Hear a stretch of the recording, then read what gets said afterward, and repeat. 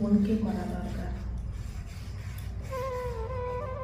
অন্যের বিচার করার আগে নিজের বিচার হওয়া দরকার।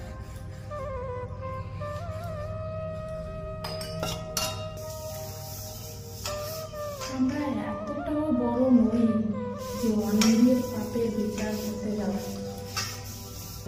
মনের পবিত্রতা বড় পবিত্রতা। তুমি মন থেকে যদি চাও পবিত্রতা চাও, দেখবে এমনিতে কোন অর্জন হবে।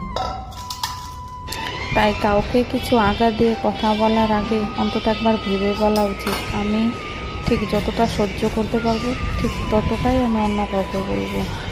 আমি নিজে সহ্য করতে পারছি না, তাহলে অপর কী করে, আমার অপোজিট পক্ষে যে আছে সে কী করে সহ্য করবে। আমরা এটা যদি সবাই বুঝতে পারতাম তাহলে হয়তো আঘাত দিয়ে কথা বলা কাকে বলে সেটা আসতো না, ব্যথা পেত না।